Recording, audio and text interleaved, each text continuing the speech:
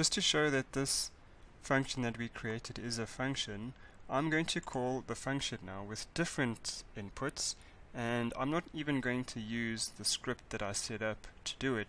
I'm just going to call it in the command window. So let me just clear the output from the command window. I'm going to now call my function with a different set of inputs. So let's say I do 10 pi -3 or -3 1. Okay, I'm going to call my function with these different inputs now, and then I'm going to also return them into some other set of variables. Let's call it t1, t2, t3. The names for these variables over here is just it's arbitrary. I'm just naming them whatever I need to in order to show what the function will return. So when I push enter, oops, my function doesn't have a u. Yes, so that works. Now when I push enter, I get all of the numbers back, but now these numbers are different because they are with respect to these inputs. 10 pi -3 1. If I wrote up my function again and I changed this to 0, let's hope this works, then I get a different set of inputs, a different set of outputs, because 0 is a different value for x1 that my function uses to process the values for y1, y2, and y3.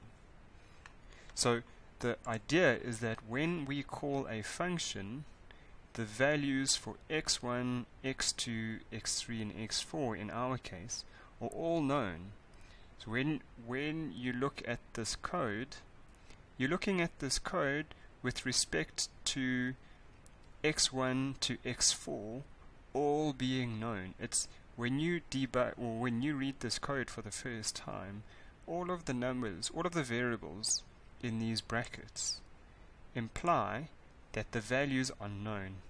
So the value for x1 is known. It's not like I'm creating a new x1 variable.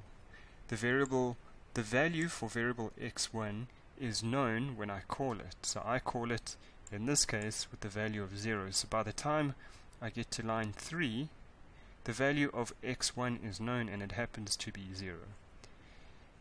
x2's value is also known because I've called the function with the value of pi. So the value of x2 now is pi, and the same for x3 and x4. So the assumption with functions is that everything on the right hand side over here, because I've called my function with inputs, is known. All of these variables here are known, and it's like you are just using them by them being defined already from before.